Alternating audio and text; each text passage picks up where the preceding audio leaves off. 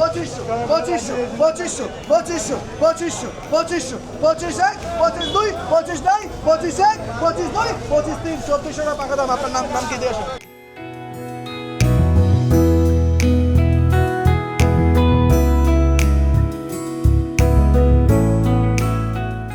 পৃথিবীর সবচাইতে রসালো এবং মিষ্টি ফলটি লুকিয়ে আছে আমাদের দক্ষিণ এশিয়ার বাংলাদেশের এই দিনাজপুর শহরে। স্বাগত জানাচ্ছি দিনাজপুর থেকে, যা কিনা পৃথিবীর বুকে এই মিষ্টি লিচির আসল রাজধানী। দিনাজপুরে লিচুর মৌসুম মানেই এক অঘোষিত উৎসব। এটি এখানকার সংস্কৃতির ও আতিথেয়তার এক বড় অংশ। এগুলো খান ভাই, এগুলো মে মাসে আপনি দিনাজপুরের যে কোনো বাড়িতে যান না কেন, আপনাকে চা নাস্তার বদলে দেওয়া হবে এক পাহাড় সমান তাজা লিচু। বাংলাদেশ এবং পশ্চিমবঙ্গের অনেক মানুষ তো এই লিচুর মৌসুম দেখেই তাদের বার্ষিক ছুটির পরিকল্পনা করেন। এই বাগান কি আপনাদের নিজের নাকি ভাড়া নিছেন? কিনা বাগানটা কিনে নিছেন? বাগানের ছায়ায় বসে সবাই মিলে লিচু ছিলে খাওয়ার এই আনন্দই এখানকার মানুষকে এক সুতোয় বেঁধে রাখে।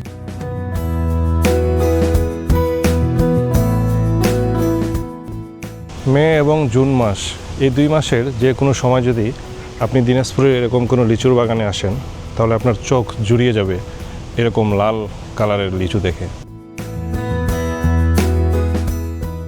আছে গুয়া ফাটি যাচ্ছে অন্য বাগানে যাই একবার বুঝিস কেমন কেমন সদন হয়ে যাচ্ছে সমান হয় হবে সোনা রূপা আমাদের চোখ নাই। দিনাজপুরের মানুষের কাছে লিচু শুধু একটি ফল নয়, এটি তাদের পুরো বছরের অর্থনীতির মূল চাবিকাঠি। মাত্র ৪৫ দিনের এই লিচু মৌসুমে গোটা শহর যেন এক বিশাল টাকার বাজারে পরিণত হয়। প্রতিদিন কোটি কোটি টাকার লিচু কেনাবেচা হয় এখানে। লিচু পাড়া, বাছাই করা আর ঝুড়ি তৈরির কাজে হাজার হাজার স্থানীয় তরুণ ও নারীর কর্মসংস্থান হয়। ঢাকা, কলকাতা ও চট্টগ্রাম সহ দূর দূরান্ত থেকে পাইকাররা ছুটে আসেন সেরা বাগানগুলো কিনতে। দিনের বেলার তীব্র গরম আর রাতের মৃদু হাওয়া, পাশাপাশি এই বেলে দোআঁশ মাটি, এই সব কিছু মিলায় লিচু উৎপাদনের জন্য দিনাজপুরের মাটি একেবারেই পারফেক্ট, যার কারণে এখানকার লিচু হয়ে উঠেছে অনন্য।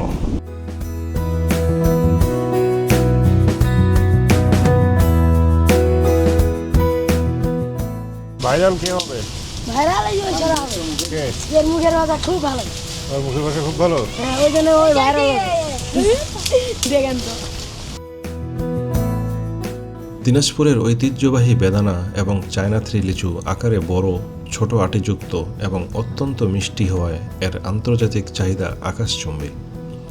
বিশেষ করে প্রতিবেশী দেশ ভারত, নেপাল, ভুটান এবং মধ্যপ্রাচ্যের দেশগুলোতে এই প্রিমিয়াম কোয়ালিটির লিচু রপ্তানি করে প্রতি বছর বিপুল পরিমাণ বৈদেশিক মুদ্রা অর্জন করা সম্ভব। বিশ্বমানের প্যাকিং এবং কোয়ারেন্টাইন সুবিধা নিশ্চিত করতে পারলে দিনাজপুরের লিচু থাইল্যান্ড বা চীনের লিচুকে টেক্কা দিয়ে গ্লোবাল মার্কেটে রাজত্ব করতে পারে। থাইল্যান্ড বা মালয়েশিয়ার মতো দিনাজপুরে এখন লিচু ট্যুরিজম ব্যাপক জনপ্রিয় হয়ে উঠছে।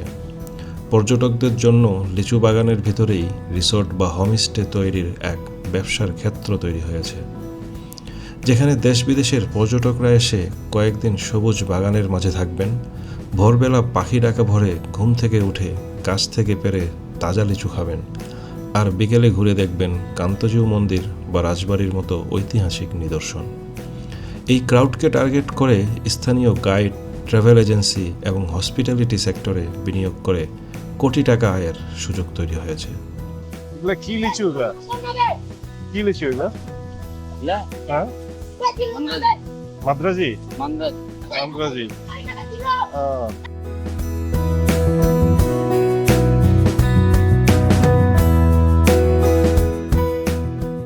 লিচুর এই গল্প কিন্তু আজকের নয়, হাজার বছরের পুরনো গল্প। প্রাচীন চীনে হাজার বছর আগে রাজা বাদশাদের এক রাজকীয় খাবার ছিল এই লিচু। পরবর্তীতে কয়েক শতাব্দীর মধ্যে সিল্ক রোড দিয়ে কিছু ব্যবসায়ী এই লিচুকে এই উপমহাদেশে নিয়ে আসে। পরবর্তীতে দেখা গেল যে এই উপমহাদেশের যে মাটি আছে, এই মাটি এবং এই ওয়েদারের সাথে মিশে গিয়ে এই লিচু এক কিংবদন্তি হয়ে উঠল।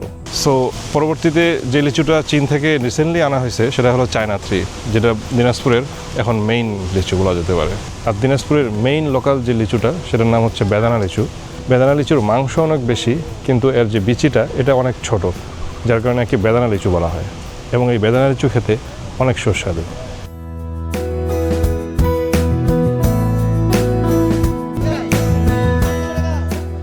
বাহ্যিকভাবে এটিকে শুধু একটি ফলের বাজার মনে হলেও বাণিজ্যিকভাবে এটি এক বিশাল অর্থনৈতিক পাওয়ার হাউস। প্রতি বছর মে এবং জুন মাসে দিনাজপুরে প্রায় 800 থেকে 1000 কোটি টাকার লিচু বাণিজ্য হয়। এটি কেবল স্থানীয় চাষিদের ভাগ্য বদল করছে না, বরং তৈরি করছে বিশাল উদ্যোক্তা হওয়ার সুযোগ। এখানে রয়েছে কোল্ড স্টোরেজ বা হিমাগার স্থাপনের এক বিশাল ব্যবসার সম্ভাবনা। সঠিক সংরক্ষণের অভাবে প্রতি বছর প্রচুর লিচু নষ্ট হয়। ফলে লিচু প্রক্রিয়াজাতকরণ ও জুস ফ্যাক্টরি স্থাপনের মাধ্যমে এখানে বড় কর্পোরেট বিনিয়োগের এক দারুণ সুযোগ রয়েছে। একই সাথে ই কমার্সের কল্যাণে এখন দিনাজপুরের তরতাজা লিচু 24 ঘন্টার মধ্যে পৌঁছে যাচ্ছে ঢাকা, চট্টগ্রাম সহ দেশের যে কোনো প্রান্তে। দিনাজপুরের লিচু যে শুধু খেতেই মজা, বিষয়টা এরকম না। এর যে পুষ্টিগুণ তাও কিন্তু অনন্য। লিচুতে যে পরিমাণ ভিটামিন সি আছে তা লেবু বা কমলা থেকে কোনো অংশে কম নয়, যার কারণে লিচু খেলে রোগ প্রতিরোধ ক্ষমতা প্রচুর বাড়ে। পাশাপাশি লিচুতে প্রচুর পরিমাণে অ্যান্টিঅক্সিডেন্ট আছে, যা কিনা আমাদের ত্বককে সতেজ রাখে এবং সুন্দর রাখে। এছাড়াও প্রচুর পরিমাণে মিনারেলস, কপার, পটাশিয়ামের মতো এসেনশিয়াল মিনারেলসগুলো থাকার কারণে এটি ইনস্ট্যান্ট শক্তি উৎপাদনেও খুব হেল্প করে, যার কারণে যারা লিচু খায় তারা ইনস্ট্যান্ট শক্তি পায়। আর এই যে আমাদের গরম আবহাওয়া এই দিনাজপুর রিজিয়নের, এই গরম ওয়েদারে আপনার বডিকে হাইড্রেশনে রাখতে এর থেকে ভালো ফল আসলে আর নেই। তোরা এই লিচু পাড়ার পাশাপাশি আর কি করিস? স্কুলে যাস? এখন স্কুল বন্ধ আছে। স্কুল বন্ধ এখন স্কুল বন্ধ? তুই কোন ক্লাসে পড়িস? আমি Four? মাদ্রাসায় পড়ি। মাদ্রাসায়? ক্লাস 4-এ? জি। আর তুই? ক্লাস 4। ক্লাস 4? স্কুলে যাস? হ্যাঁ। আর তুই? আমিও 4। ক্লাস 4? তুই 5 না হবে? ও হ্যাঁ 5। ওইটা হয়ে ভুলে গেছিস? এটা যে কাজ করেন কয় টাকা করে পান প্রতিদিন? 200, 100, কোনোদিন 50, মানে যেদিন যে কোনো লিচু ভালো। তাই? আজকে লিচু বেশি ভালো না। লাগে নেই? তাহলে আজকে কয় টাকা পাবি? আজকে কত দিবে? 100 দিবা করে। 100? জি। হাজিরা দেয় 100 টাকা 200 টাকা? তো শুধু কি হাজিরায় দেয় না খাবার দেয়? খাবার দেয়। খাবারও দেয়? সারাদিন থাকেন এটা? জি, সকালে খাদ্য দেয়, হুম। ফের আবার দুপুরে দেয়। খাওয়া দাওয়া খুব ভালো দেয়। আচ্ছা আচ্ছা, খাওয়া দাওয়া প্লাস 100 থেকে 200 টাকা হাজিরা দেয়?